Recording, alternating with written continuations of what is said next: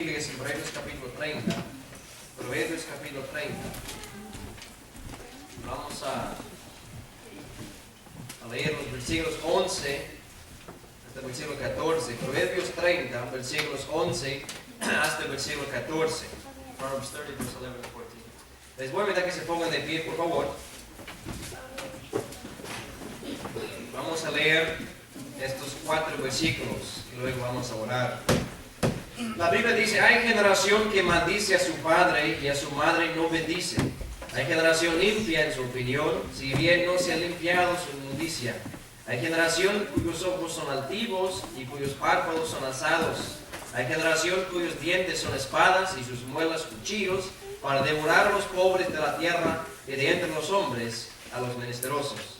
Padre Celestial, damos gracias, Señor, por esta noche, la oportunidad que tenemos de estar en tu casa, separarnos, Señor, del mundo por unos momentos, Señor, acercarnos al pueblo de Dios, Señor, en tu casa, escuchando la palabra de Dios. Señor, ayude que tu palabra sea eficaz en esta noche, Señor, para avisarnos de muchos peligros que existen en este mundo, y también, Señor, edificarnos y exhortarnos, Señor, sabiendo que tu venida está por venir. Señor, por favor, esté con tu siervo en esta noche para que pueda exponer tu palabra de manera adecuada, Señor, que puedan llegar estas palabras a los corazones y las mentes de todos los que están presentes. Es el nombre de Cristo que pido todo esto.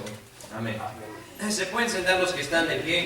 Por lo general no predico mucho del libro de Proverbios, ya que estamos estudiando ese libro versículo por versículo los miércoles, pero de vez en cuando si yo extraigo un mensaje del libro de Proverbios. Y quiero enfocarme en estos 4 versículos donde este hombre Agur, de hecho no te puedo decir nada sobre quién era o cuál es su ocupación, pero si usted lee el versículo 1 son palabras de él. Él se atribuye este capítulo a este hombre. Y él habla de una generación. Y en estos 4 versículos, esta generación de que él describe no tiene ningún elogio. Todo es condenación, todo son cosas malas describiendo a esta generación. Antes de seguir, la palabra generación es un conjunto de personas que por haber nacido en fechas próximas y recibido educación en flujos culturales y sociales semejantes, se comportan de manera afín y comparable en algunos sentidos. Lo que significa eso son cuando personas nacen en fechas aproximadas, decimos del año 2000 hasta 2013, van a actuar básicamente no iguales, pero recibir las mismas influencias. Quizás su vocabulario va a ser muy semejante entre ellos, sus costumbres, de la misma manera que aquellos que nacieron desde los 80 hasta 2000, los 60 hasta los 80, 40 hasta 60, los 20 hasta los 40. Entendemos cómo es eso, ¿verdad? Cada generación tiene su estilo, tiene su costumbre. Pero la generación que este hombre Agur está describiendo en estos versículos no tiene nada de bueno. Leímos rápidamente por esos versículos y lo vamos a entrar más a detalle a continuación, pero quiero que vayan ahora a 2 Timoteo 3, sin perder su lugar en Proverbios. Vaya a 2 Timoteo capítulo 3, quiero que vean una semejanza entre estos dos pasajes. 2 Timothy 3, 1 to 5. Hay algo muy interesante entre el libro de Proverbios y lo que escribe el apóstol Pablo ahora en 2 Timoteo 3 y versículos 1 a 5. La Biblia dice: esto también sepas, que en los postreros días vendrán tiempos peligrosos, que habrá hombres amadores de sí mismos, ávaros, vanagloriosos, soberbios, detractores, desobedientes a los padres, ingratos, sin santidad, sin afecto, desleales, calumniadores, destemplados, crueles, aborrecedores de lo bueno, traidores, arrebatados, hinchados, amadores de los deleites más que de Dios, teniendo apariencia de piedad, mas habiendo negado la eficacia de ella, y a estos evita. Usted puede darse cuenta, si compara los dos textos, que están describiendo básicamente la misma generación. Proverbio lo hace de una forma y Pablo lo hace de otra forma. Pero notes el contexto de esa generación en 2 Timoteo 3. Dice que en los postreros días vendrán tiempos peligrosos. Hermanos, lo que yo quiero que entienda esta noche, la generación contemporánea, la generación que estamos viendo en nuestros tiempos, que vimos alrededor de ella, dentro de ella, hermanos, está descrita ya antemano en el libro de Proverbios, en 2 Timoteo, como los postreros días, analicemos unas características de la generación de hoy en día. Ni siquiera vamos a entrar en estadísticas, eso si le gusta esa cosa, usted lo puede hacer en su propio tiempo. Pero cosas que usted ve en el mundo afuera, andando en las calles, yendo al supermercado, a la escuela, al trabajo, usted puede ver estas cosas como parte de esta generación. Proverbios 30, versículo 11. Primero dice, hay generación que maldice a su padre y a su madre no bendice. Aquí hallamos la generación irrespetuosa e ingrata. Hermanos, en el Antiguo Testamento, el pecado de maldecir a su padre o a su madre llevaba pena de muerte. Hermanos, si nosotros aplicáramos esa misma ley en nuestros tiempos, hay muchos niños que no sobrevivían más allá de 5 años. Porque qué triste es, ¿verdad? Usted va al supermercado y ve a un niño blasfema a su padre, a su madre, decirle una mala palabra. Hermanos, nosotros estamos viviendo en tiempos muy peligrosos. Quiero que vayan al libro de Éxodo 21, por favor. Éxodo 21. Usted dice, pero qué cruel era Dios, que mandaba la pena de muerte a aquellos niños, a aquellos jóvenes, a aquellos adolescentes quienes blasfemaron a sus padres. Tenía que haber muchos muertos en ese tiempo. No lo creo. No lo creo. Te digo por qué. Éxodo 21 y versículo 17. Dice, igualmente el que maldijere a su padre o a su madre, morirá. Hermanos, Dios dejó muy claro, un poquito más allá de los 10 mandamientos, estas leyes estrictas que Él tenía para su pueblo. Y seguro que un padre que ama a sus hijos y una madre que ama a sus hijos va a comunicarles estas leyes de parte de Dios. Va a decirles, mi hijo, déjeme decirle, Dios no está jugando cuando dice, el que maldijere a su padre o su madre va a morir. Te lo aseguro, si usted se atreve a maldecirme, lo que le espera es la muerte. Y no porque yo sea un mal padre o una mala madre, sino porque es la ley de Dios. Y porque ellos temieron, hermanos, la ley de Dios, yo dudo. La Biblia ni siquiera relata un solo caso cuando un niño murió por maldecir a sus padres. No estoy diciendo que nunca pasó, pero lo que estoy diciendo es que no era una epidemia como nosotros estamos viendo en nuestros tiempos. Van a Deuteronomio 21 también. Deuteronomio 21, 18 to 21. Deuteronomio 21, 18 a 21. Maldecir a su padre puede ser decir una palabra mala, responderle mal, pero también hay otra forma que vamos a ver en Deuteronomio 21, 18 a 21. Dice, cuando alguno tuviere hijo contumaz y rebelde, que no obedeciere la voz de su padre, ni a la voz de su madre, y habiéndolo castigado, no les obedeciere. Paremos ahí. Mire qué clase de niño Dios está describiendo en este versículo. Es contumaz, es rebelde, es un tuerco, es un niño que no quiere hacer caso, a su corazón está la raíz de maldad. Y aunque fue castigado, dice, no quiere obedecer. Dice Dios, versículo 19. Entonces tomarlo a su padre y su madre, y lo sacarán los ancianos de su ciudad, y a la puerta del lugar suyo. Y dirán los ancianos de la ciudad, nuestro hijo es contumaz y rebelde, no obedece a nuestra voz, es glotón y borracho.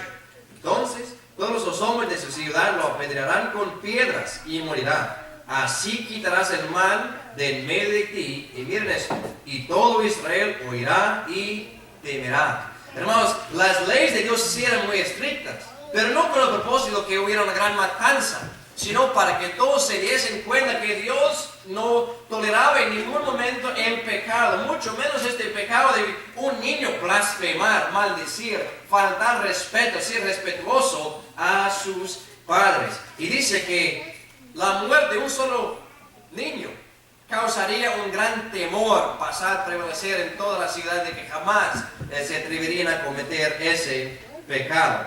Pero ¿qué estamos viendo en nuestros tiempos? No estoy diciendo que debemos de matar a los hijos si ellos no maldicen. Esa fue la ley de Moisés. Gracias a Dios estamos bajo la gracia. Porque seguro que yo hubiera muerto. Y tal vez ni siquiera mi madre ni mi padre hubieran sobrevivido. Entonces no estoy diciendo que debemos de regresar a esas leyes. Pero sí lo que estoy diciendo es que la generación en que nosotros vivimos, por lo general, se está viendo una gran falta de respeto para la autoridad de los padres. Qué tragedia es, hermanos, ver los niños controlando a sus padres en lugares públicos. No por jactancia, pero muchas veces recibimos elogios por cómo se portan nuestros hijos. Seguro que ustedes también. No es coincidencia, hermanos. Es porque nosotros nos adherimos a los principios bíblicos en cómo criar a nuestros hijos. Y más que nos aferramos a la ley de Dios, más que nos aferramos a los principios de Dios, mejores saldrán nuestros hijos. Pero es increíble cómo los niños manipulan a sus padres. Y muchas veces los padres, por no querer pasar una bochorno en la tienda, les conceden cualquier cosa, solo que se callen o que se vayan al carro, lo que sea, solamente para no pasar algún abochorno. Hijos irrespetuosos. Pero también vemos ahí, en ese versículo, dice que a su madre no bendice. Esta palabra bendice tiene muchas definiciones, pero uno de ellos es ser agradecido con lo que las personas te dan. No sé si se dieron cuenta, en 2 Timoteo 3, también ponga un marcador, ponga un lapicero, una tela ahí para que puedan regresar en cualquier momento, como yo tenía que hacer. Esta 2 Timoteo 3, miren versículo 2, la semejanza aquí. Dice que habrá hombres amadores de sí mismos, ávaros, vanagloriosos, soberbios, detractores, ahí está, desobedientes a los padres, irrespetuosos. Y luego vemos ingratos, sin santidad. Un ingrato, hermano, es un desagradecido que olvida o desconoce los beneficios recibidos. Si usted, por supuesto, quizá le ha pasado, usted le da un regalo a alguien o le brinda una comida, lo que sea, y usted no está esperando nada a cambio, pero qué bueno es escuchar un gracias, ¿verdad? Y cuando esa persona no dice gracias, o mejor, o peor, menosprecia lo que usted le dio, le dice, ¿qué es un ingrato? Aquel ni siquiera está agradecido con el bien que nosotros le hicimos. Hermanos, también eso se ve mucho, muy común en nuestros tiempos. Niños, jóvenes, adolescentes que creen que el mundo les debe algo, o sus padres le deben lo mejor de todo. Lo que sus padres le deben es lo siguiente: proveer sus necesidades. Hablamos de eso un poquito esta mañana, ¿verdad? Un padre debe de proveer por las necesidades de su casa. Más de ahí es una bendición, es un beneficio. Pero hermanos, yo sé que ustedes también han enseñado a sus niños decir gracias cuando la gente hace algo por ellos, ¿verdad? Le dan algo sencillo y ellos dicen gracias. Es instalar en ellos la actitud de agradecimiento por cuando alguien les hace algo. Pero hay una generación, dicen Proverbios, que a su madre no bendice. Piensen ustedes. ¿Cuándo fue la última vez, o niños, jóvenes, cuando usted comió algo y antes de salir de prisa a la mesa usted dice gracias, hermano, o gracias, padre, por preparar esta comida, por poner comida en la mesa? ¿O será que usted lo espera, que usted lo debe y que tiene que estar ahí porque pues soy su hijo? Hay una generación, hermanos, que no bendice a su madre, son irrespetuosos e ingratos. Ahora, bajemos al versículo 12. Dice, hay generación limpia, en su opinión, si bien no se ha limpiado su inmundicia. Cuando hablo de esta generación, yo espero, y realmente espero que sea la verdad, que estas actitudes no han entrado en nuestra iglesia. Yo creo, hermanos, yo espero que cuando leamos de las generaciones perversas, impías, torcidas, que no estamos hablando de nosotros, no estamos hablando de nuestros jóvenes, no estamos hablando de nuestros niños, nuestros bebés, porque por supuesto, hermanos, no hay nada bueno que hallar en estos versículos. Dice en versículo 12, hay generación limpia en su opinión. Aquí vemos la generación ignorante e inmunda.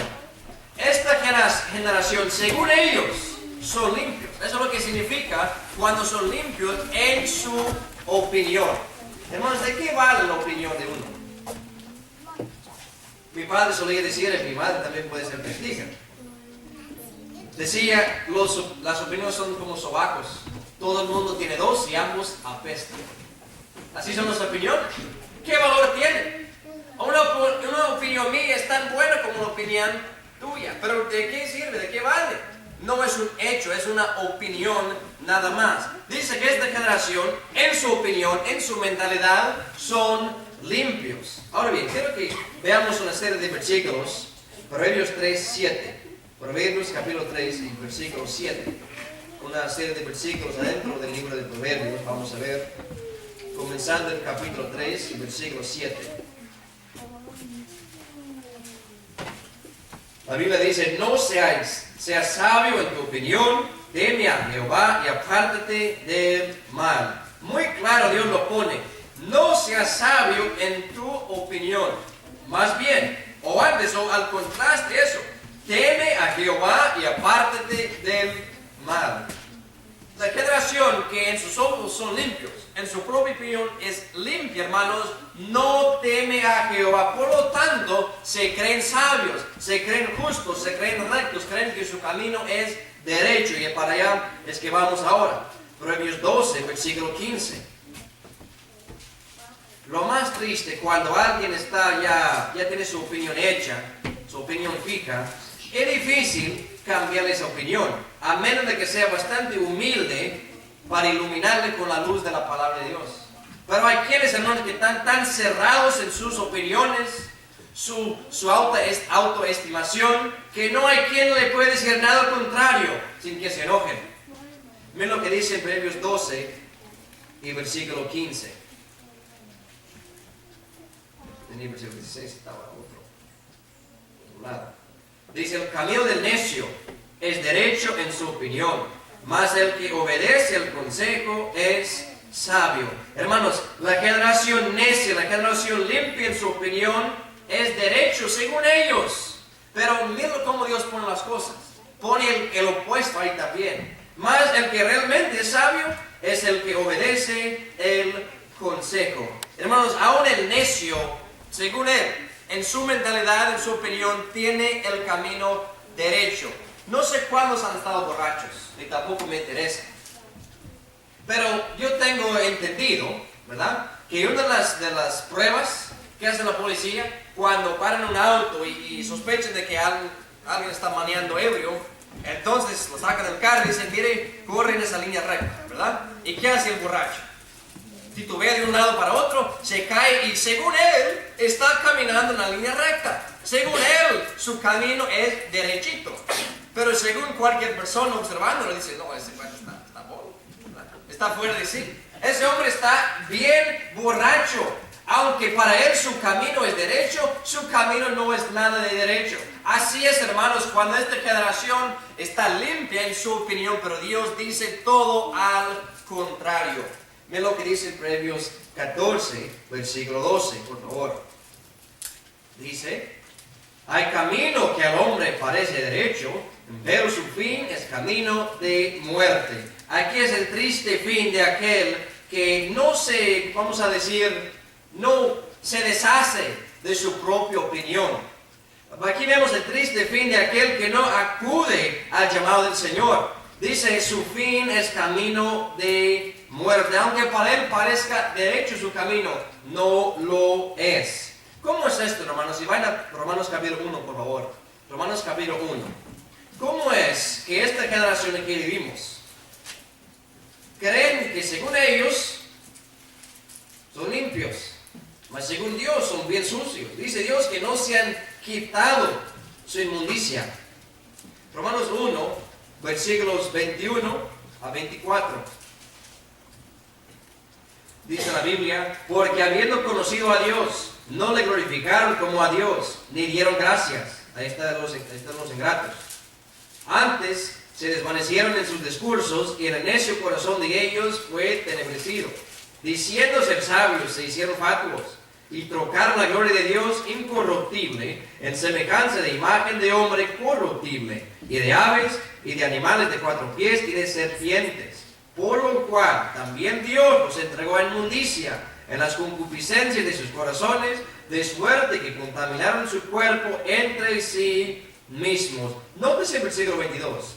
Diciendo, profesando ser sabios, se hicieron fatuos, se hicieron necios, se hicieron tontos. Pero según ellos, son muy inteligentes. Hermanos, solamente, y vayan a Jeremías capítulo 2. Solamente hay dos formas en lo cual usted puede estar bien sucio y pensar que usted está bien limpio. Jeremías capítulo 2, por favor. Dos métodos, dos formas en que yo he pensado. Mira Jeremías capítulo 2 y versículo 22. Jeremiah 2:22. Dice, aunque te laves con lejía y amontones jabón sobre ti, tu pecado está sellado delante de mí, dijo el Señor Jehová. Lejía es una clase de jabón, es un agente de limpiar. Dice Dios, aunque te laves con jabón, con cloros, con lo que sea, tu pecado está manchado, está sellado, está marcado siempre delante de mí. Ya nos regresa allá de Génesis capítulo 3. ¿Se recuerdan cuando pecaron Adán y Eva? Su primer instinto fue cubrir su desnudez, ¿verdad? Y aunque ellos sí hicieron delantales de hoguera para cubrirse, no era suficiente. Su pecado ya fue conocido de parte de Dios. Y en este caso, Dios está hablando a Israel, a Judá, y dice, aunque te laves con lejía y con jabón, tu pecado está siempre delante de mí. Dos formas en que el hombre trata de lograr la limpieza, pero los ojos de Dios sigue igual. Primero es en Isaías capítulo 5, por favor. Isaías 5. Isaiah 5, 1 and 21. Isaías 5, versículos 20 y 21. Dice, hay de los que a lo malo dicen bueno y a lo bueno malo, que hacen de la luz tinieblas y de las tinieblas luz, que ponen lo amargo por dulce y lo dulce por amargo. Hay de los sabios en sus ojos y de los que son prudentes delante de sí mismos. ¿Cómo esta generación trata de ser limpios y aún retener su inmundicia? Lo que hacen, hermanos, es que ponen lo bueno por malo y lo malo por bueno. O sea, si Dios dice, ese es pecado, el adulterio, la fornicación, la homosexualidad, todo eso es pecado. El hombre dice, no, eso es normal. El hombre dice, no, eso es parte de la vida. El hombre dice, eso es otra alternativa, dice el hombre. Solamente así, hermanos, el hombre, según él, no está haciendo nada malo.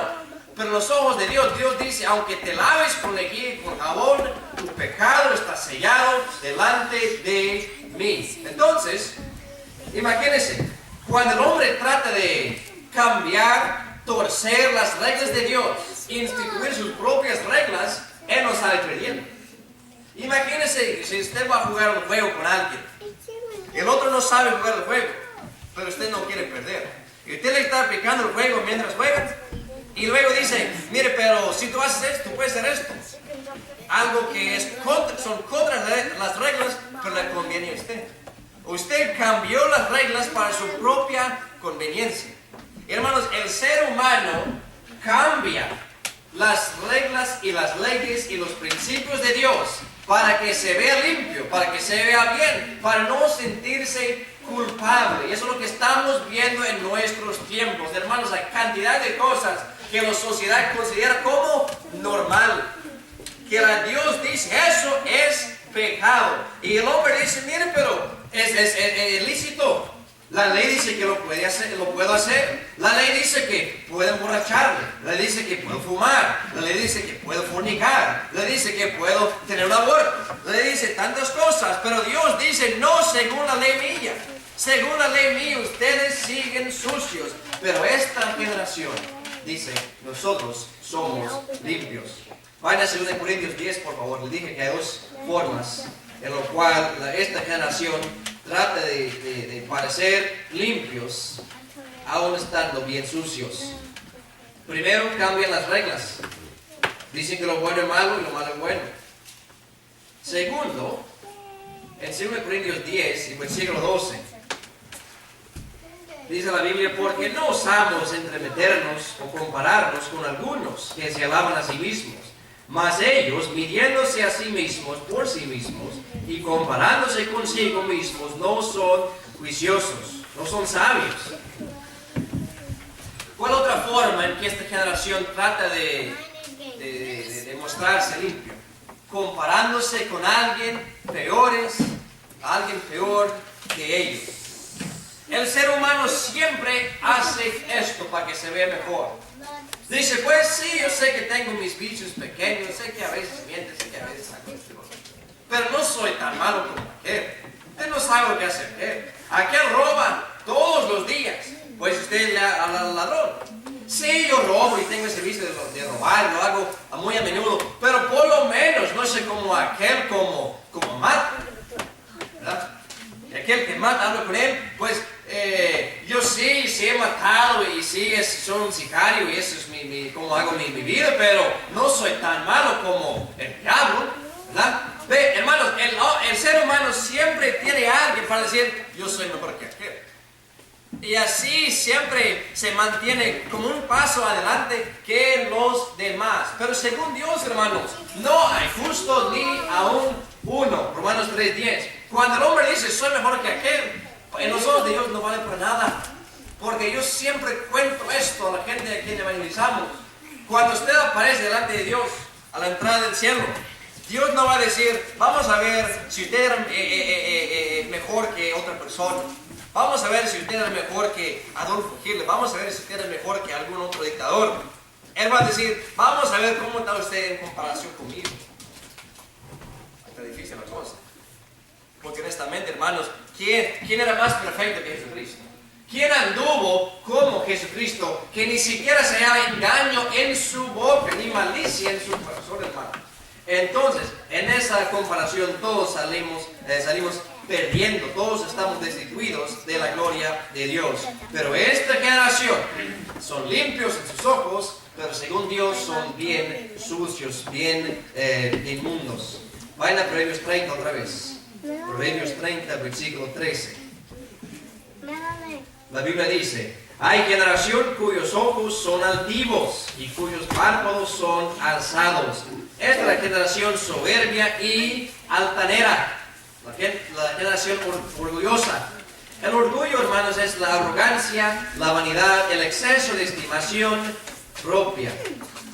Nuestra generación se cree superior a todas las demás y se oye a menudo. Se oye a menudo, hermanos, políticos, celebridades, gente de dinero, gente rica, decir, bueno, qué bueno que hemos logrado deshacernos de esas ideas arcaicas, de esas filosofías ya de los dinosaurios. Qué bueno que ahora somos un pueblo más liberado. Mira lo que hemos logrado en cuanto a la ciencia, mira lo que hemos logrado en cuanto a la comunicación, en cuanto a la transportación. Mire cuán buenos somos, ¿verdad? Alabándose es lo que hace el hombre. Hermanos, todos los años tienen concursos, quizás se llaman concursos, donde apremian al mejor artista de música, de la televisión, de las películas. ¿Qué es eso, hermanos? El hombre alabándose a sí mismo. Eso es con los ojos altivos. Si se recuerdan bien, en Proverbios 6, 16 y 17, Dios alista 7 cosas que son abominación a su alma. O sea que le revuelven el estómago, que le hacen vomitar, son asquerosos para él. Y la primera cosa son los ojos altivos. Hermanos, Dios no soporta en ningún momento los ojos altivos, la soberbia. De hecho, ¿se recuerdan el pecado de Satanás, por lo cual fue arrojado del cielo? Tú que decías en tu corazón, ¿verdad? Yo seré como el Altísimo, levantaré mi trono más allá de las estrellas del norte, decía Satanás. Quería ser más grande que Dios, y por ese pecado fue arrojado del cielo. Estos ojos altivos, hermanos, y esto de los cuyos párpados son alzados, es una cosa que ha pasado en otras generaciones y ha pasado en otras ciudades. Vaya a Ezequiel 16, por favor. Ezequiel 16.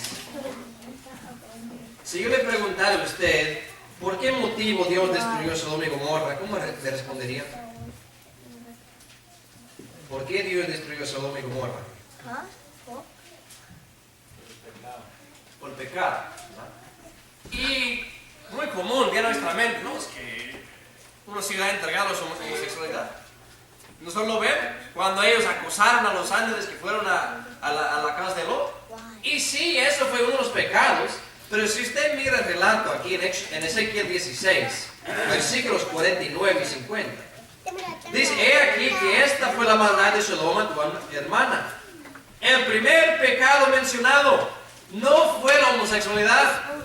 Dice, soberbia, hartura de pan y abundancia de ociosidad tuvo ella y sus hijos, y no corroboró la mano del afligido y del menesteroso, y ensoberbeciéronse, e hicieron abominación delante de mí, y quitélas como vi bueno.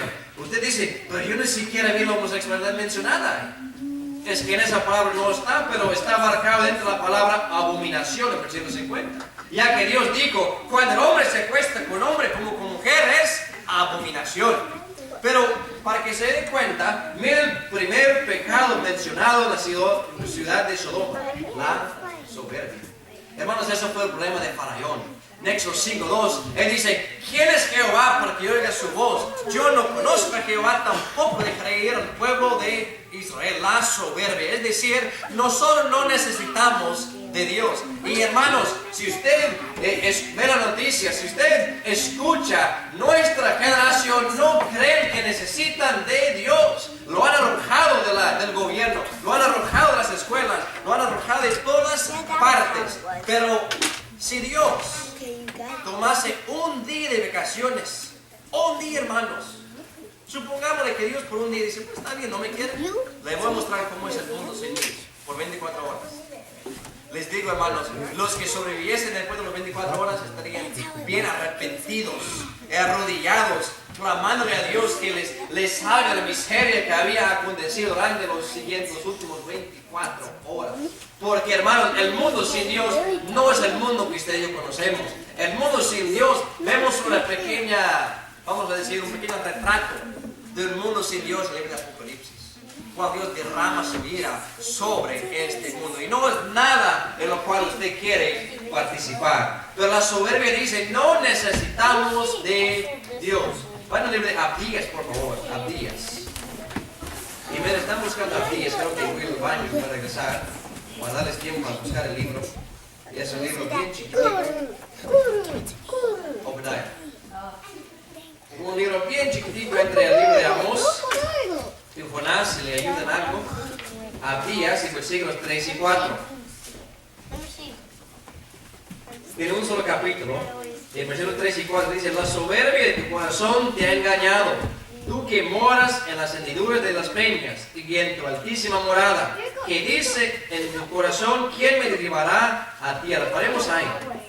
Me gusta mucho esa frase. La soberbia de tu corazón te ha engañado. Esta generación es engañada. Cuando creen que no necesitan de Dios, ellos mismos son engañados y engañan a los demás.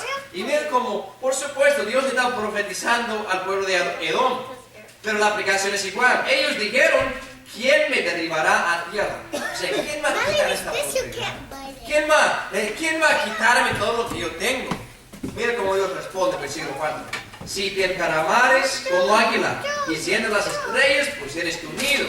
De ahí te derribaré, dice Jehová. Esa palabra encaramar es levantar, elevar, subir en algún lugar dificultoso.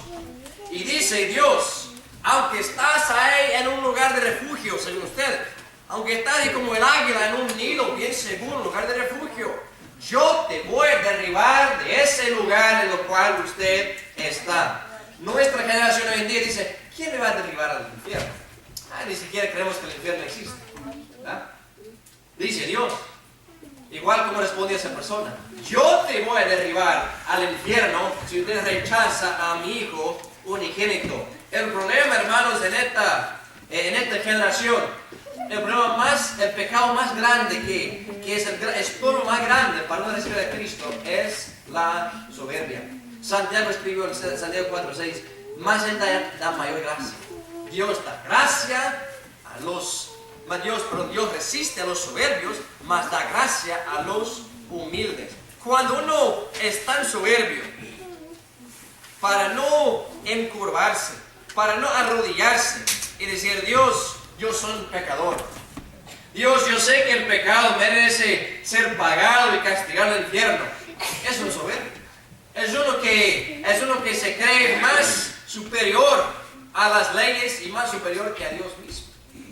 Hermanos, esta generación tiene esta filosofía de la soberbia, que somos superiores de nuestros antepasados, que aquellos vivieron en otra época de la mente chueca, la mente torcida, pero nosotros ahora somos más iluminados, nosotros somos más inteligentes, más sabios que ellos. Sí, hemos logrado muchos hemos alcanzado en cuanto a tecnología, transportación, esto y lo otro, como ya hablamos, pero hermanos, en cuanto a lo que es adherirnos a los principios bíblicos, estamos bien lejos de donde estuvieron nuestros antepasados. Y solamente por la gracia, solamente por la misericordia de Dios, podremos nosotros regresar a esas generaciones antiguas. Regresan a Proverbios 30, versículo 14, el último versículo.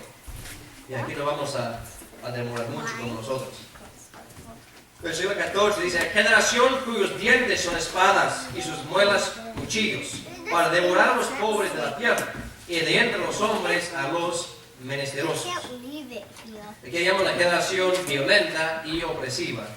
Esta generación descrita que oprime a los pobres, extorsionándoles y amenazándoles. Jesucristo decía en Juan 12:8: los pobres siempre tendréis con vosotros. ¿Verdad? Más a mí no siempre me tendréis. Cuando Cruz Iscariote decía: ¿por qué no vendemos ese perfume y se lo damos a los pobres? Jesucristo mencionó algo ahí, una gran verdad, que es tan cierto que 2000 años después vivimos lo que Él dijo. Él dijo: los pobres, la pobreza siempre existirá. Es un tema muy prevalente en el libro de Proverbios. Lo hemos hablado a largo plazo en los miércoles. La causa de la pobreza, cómo debemos de tratar la pobreza, nuestra actitud a la pobreza y todo eso. Por lo tanto, no vamos a regresar a hablar de todo eso. Pero Dios ha prometido bienaventuranzas, bendiciones a aquellos quienes tienen misericordia de los pobres. Rápidamente, Proverbios 14, por favor. Proverbios 14, versículos 21 y 31. La última generación que describe este hombre es una generación que tiene un desdén, un desprecio a los pobres, los oprime. Dice en versículo 21 y 31: peca el que menosprecia a su prójimo, mas el que tiene misericordia de los pobres es bienaventurado. Baja al versículo 31. El que oprime al pobre afrenta a su hacedor, mas el que tiene misericordia del pobre lo honra. Se oye mucho en nuestros tiempos. ¿Cómo vamos a erradicar la pobreza mundial? ¿Cómo vamos a erradicar la pobreza? Porque con tanto dinero, con tantos ricos, no ha de haber pobreza. Trate el hombre con todas sus fuerzas. Trata gastando millones y miles de millones de dinero de dólares en programas, tratando de mandar alivio para pobres, para países pobres. Pero Jesucristo decía: los pobres siempre van a existir, ¿verdad? ¿Por qué? Por el amor al dinero. No estamos diciendo que debemos de erradicar. Nuestra misión como iglesia no es erradicar la pobreza. Les voy a mostrar lo que es nuestra misión. Vale, de Mateo capítulo 11, 2 versículos y vamos a terminar. Mateo 11. Matthew 11, verse 5. Mateo 11, versículo 5. Yo no creo que entre nosotros, y espero que entre nosotros, no haya una persona que oprimiría a un pobre. Que por ser pobre, usted cree que es menor, discrimina contra él. Santiago 2 habla de eso. Habla de un hombre que entra con ropa, la palabra reja, la ropa vieja, ropa rota, y entra y no, a lo mejor no siente frente, mejor pues atrás, pues mejor bajo mis pies. Usted y yo te puedo usar como estrado. Santiago habla de eso. Dice que eso es malo.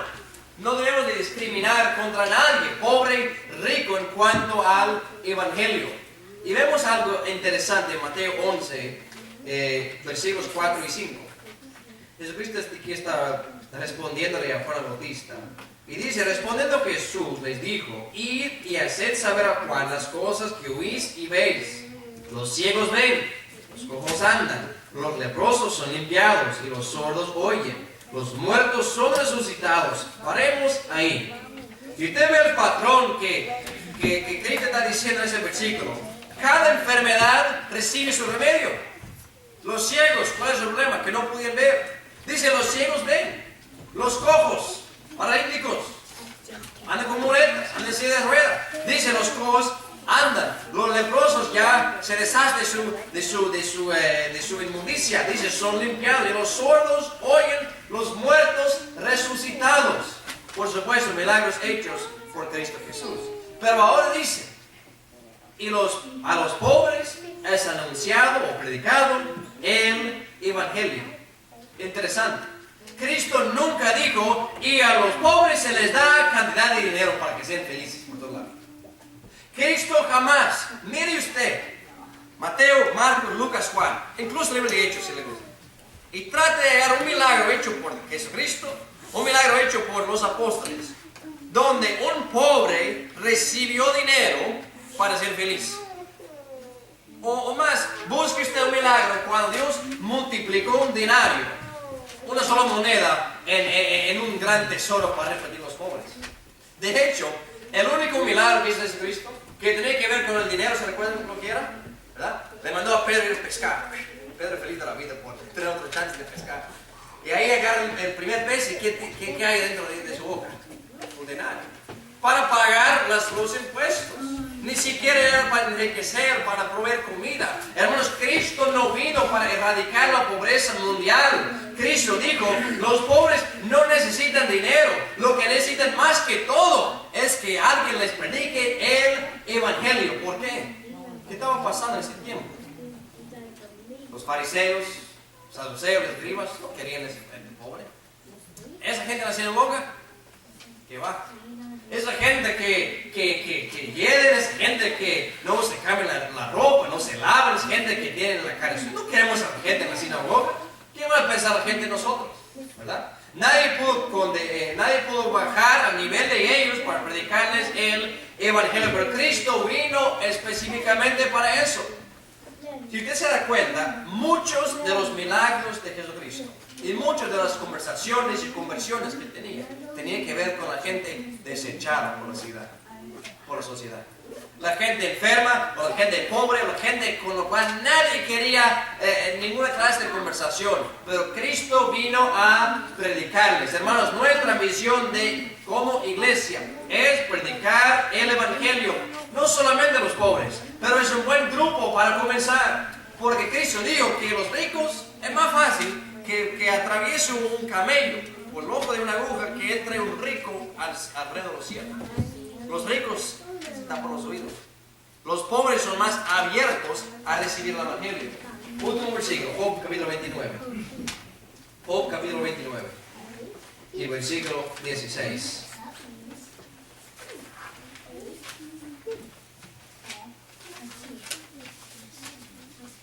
Job aquí está hablando de unos acontecimientos desde antes de su enfermedad, cosas buenas que él había hecho. Y me gusta lo que dice en versículo 16. Dice, a los menesterosos era padre, y de la causa que no entendía, me informaba con diligencia. Que eso sea nuestro lema, nuestro reto. A los menesterosos yo era padre. No padre biológico. Pero hermanos, ¿a cuántas personas conocemos que son menesterosos? Hablando espiritualmente ahora. Que tienen la necesidad más grande del hombre, que es la salvación de su alma. Usted, ojalá que nosotros pudiéramos decir como Job, yo soy padre a los menesterosos. Yo tengo hijos en la fe. Hermanos, si usted, Dios que no te pase, si usted se muere antes de convertir o ayudar en la conversión de una sola persona, les cuento, la eternidad no va a ser tan feliz como pudiera ser. De hecho, la eternidad no va a ser tan feliz como debería de ser para el cristiano. Imagínense, conociendo a todos los hermanos en Cristo, conociendo a todas las personas quienes fueron nuestros antepasados.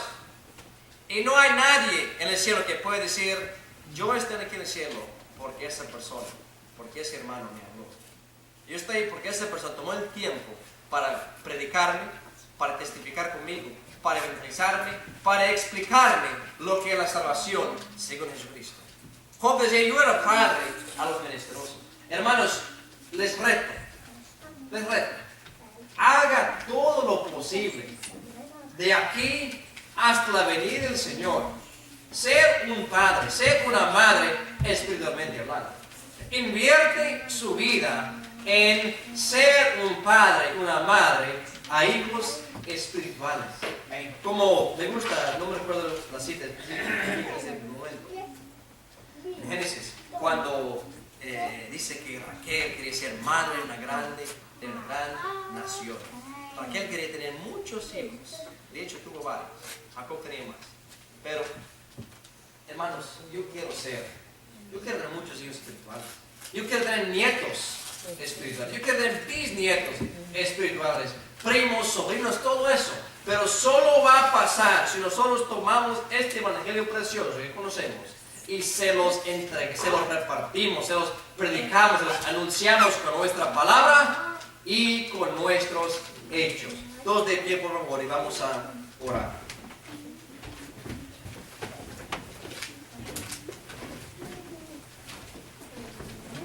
Padre Celestial, gracias, Señor, por esta noche.